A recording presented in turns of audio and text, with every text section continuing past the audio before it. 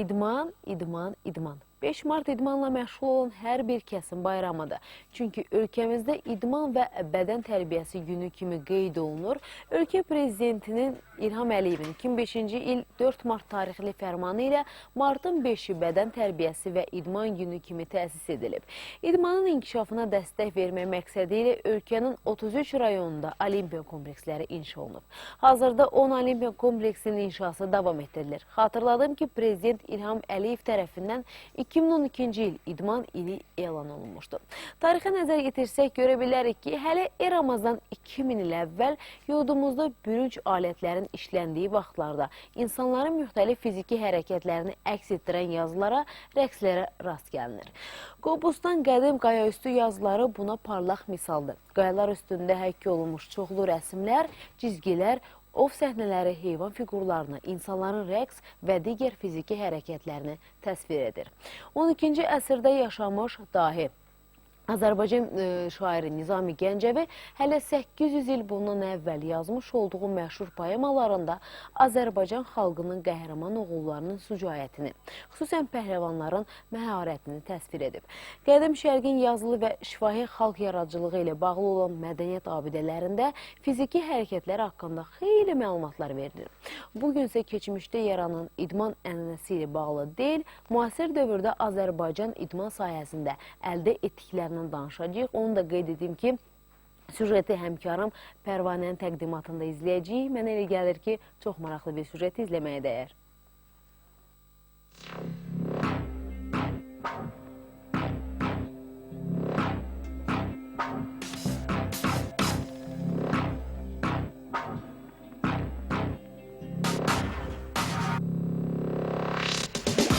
İdmanla məşğul olan hər bir şəxs həm özünün fiziki sağlamlığını təmin edir, həm də cəmiyyətdə idmanın, bədən tərbiyəsinin insan üçün nə qədər lazım olduğunu sübut etmiş olur. Azərbaycan cəmiyyətində mövcud olan sağlam bədəndə sağlam ruh olar deyimi insanların idmana meyillik dərəcəsinin göstəricisidir.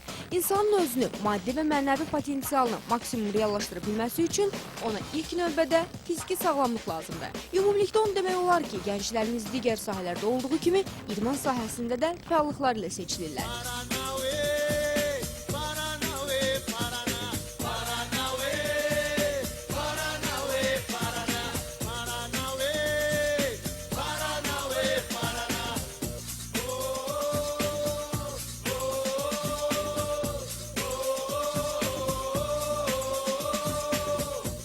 Respublika miqyasında olduğu kimi Gəncədə də idman sahəsinin tərəqqisi istiqamətində xeyli işlər görülür. Fərqlənən idman sahələri haqqında isə müsahibimiz məlumat verəcək.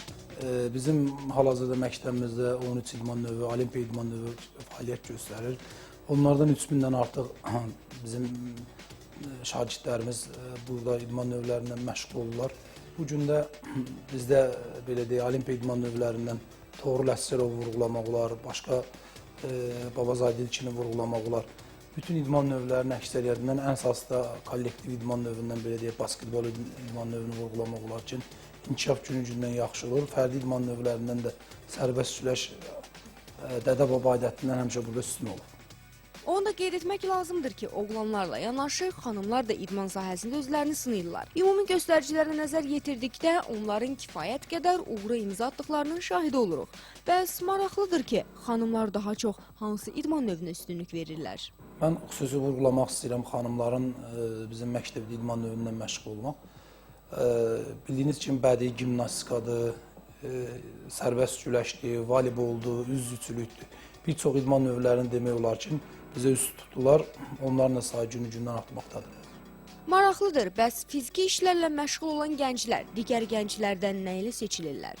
İdmanla məşğul olan insan ümumiyyətcə sağlam bədən, sağlam ruh, o cümlədən vətənpərvərlik, vətənə, dövlətə sədaqət olmaq, bir də sağlam ailə başçısı olmaq çox vurğulamaq olar. Yəqin ki, müsahibimizin bugün münasibəti ilə demək istədiyi ürək sözlər var. Mən fürsətdən istifadə edib 5 Mart İdman və Bədən Tərbiyəsi Günü münasibəti ilə bütün həmkarlarımı, o cümlədən bütün idman sevərləri, idmanda çalışan, işləyən hər bir kəsi, bütün müəllim heyətini 5 Mart münasibəti ilə təbrik edirəm.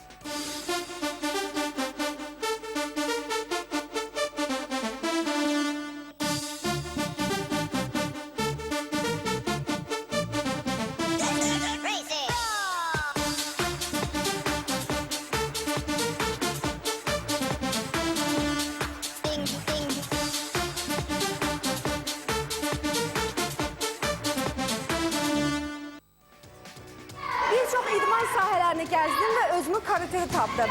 Mən fikirləşirəm ki, mənim üçün karatədən yaxşı idman sahəsi yoxdur. Bəs siz necə özünüzü harda tapırsınız?